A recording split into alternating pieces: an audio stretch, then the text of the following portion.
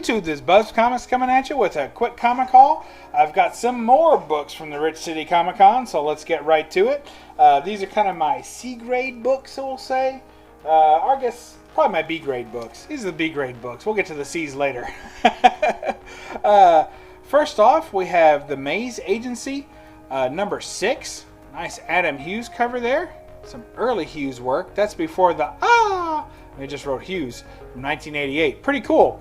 Very happy to have this one. I picked up another Maze Agency earlier, so glad to have this kind of coming along. I hear it's a great run. Pretty short. It's just like 16 books or something like that, so not too bad.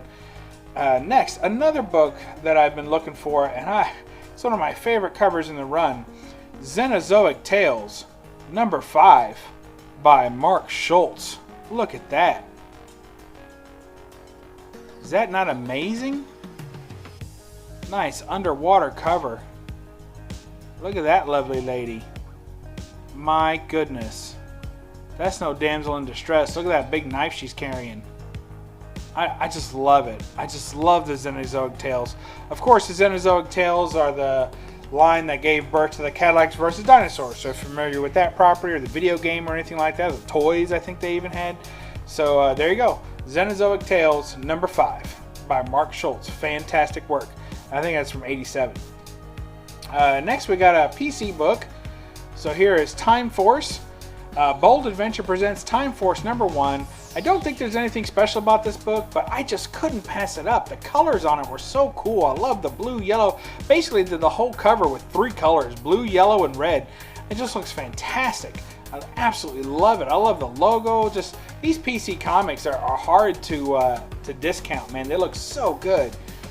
And look at that. I mean, she's got her head all turned back, checking stuff out, but look at that. That's fantastic. Great, great work there. I'm loving it. Fantastic.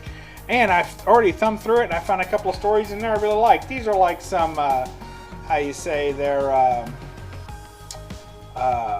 anthology type books. So they kind of have a mix of things going on. So that's fun stuff. Next we have, this one crept in there. It was a freebie book I got from a vendor. Spawn number 8. I've had this book. I think I've sold 2 copies of this book. The first copy I bought at a Peddler's Mall for $1. It was dirt cheap. The second copy I bought, I got in a lot of Spawn books, and it was better condition than the one I got at the Peddler's Mall. A lot better. But none of them have been as good as this book. So this one has a little bit of a nick at the top, like a bindery tear at the very top. It's kind of hard to see, but it's white. So if it weren't for that, it'd be a 9.8. Absolutely stunning book. It's easily a 9.2. I really like it. Of course, homage to Spider-Man number 1. So very cool pose. Just a cool book. And I've had a big run of Spawn before, and I've whittled it down. And I think the only ones that I had prior to this book that I kept out of all the Spawn that's run through my fingers is Spawn number 1 and Spawn number 9, The First Appearance of Angela. And so now I have Spawn number 8. So these are the 3 that I'm kind of keeping in that run. Next we're going to switch gears a little bit and get a little bit older on you, if you don't mind. A little late for Halloween, but here's the Wolfman number 1. Of course, that's actually a Dell comic, number 12-922. It sounds like a star date. Captain Kirk's in the house. But super duper low grade. This book is falling apart. But I just wanted that image of the Wolfman. Classic movie monster Wolfman right there. And base. This is from Universal Pictures. So you want to talk about the Wolfman. That's a classic Wolfman right there. That's some Lon Chaney action right there. Fantastic. The Wolfman, a strange specter looms over a frightened countryside. Boy, I bet it's quivering in its snow boots. Isn't that awesome? The Wolfman. Fantastic stuff. Here's a little promo comic a la Roger Metarog. He probably has 1, 6, or 12 of these. The Wonder Book of Rubber. So look at that. Sponsored by Trojan Prophylactics. No, that's not right. So, actually, I think it's BF Goodwrench, the guys who make the tires. So, this is an interesting book that has a similar cover. There's been like, I don't know, 5 or 6 editions of this book. Sometimes the plane is turned that way. Sometimes they change a little scientist dude in the background. Sometimes it's somebody else. They change a couple of things about the cover. So it's interesting how they bothered to change the cover when they're putting out a new edition. And the story's changed quite a bit. So this is a 1965 edition of this book.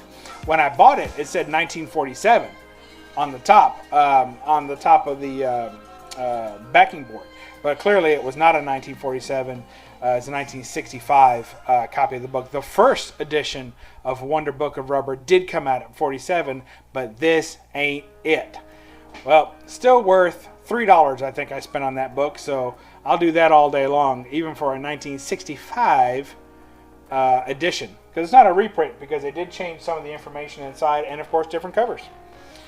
And then last couple here, I've got the Tick #2, first printing with the die cut. So now I have a Tick #1 special edition, and which is the first appearance of the Tick, first true appearance of the Tick in comic form.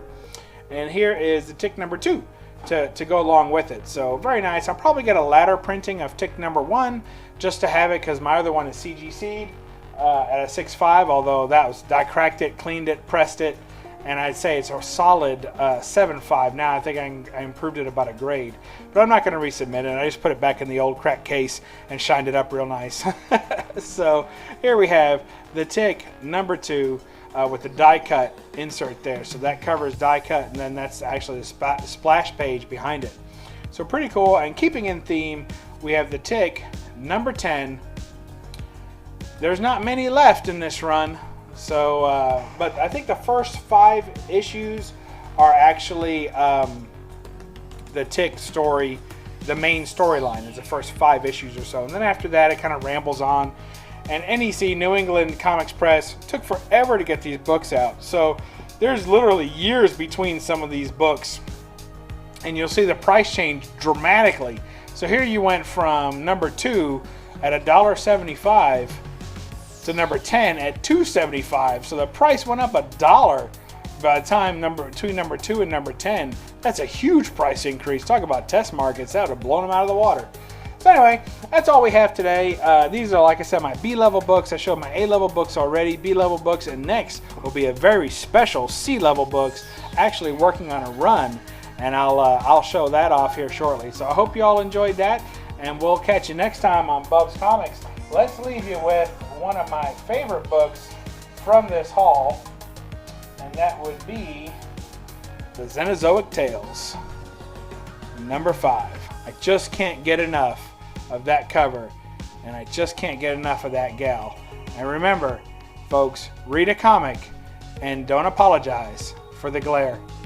We'll catch you next time on BUB'S Comics. Bye-bye.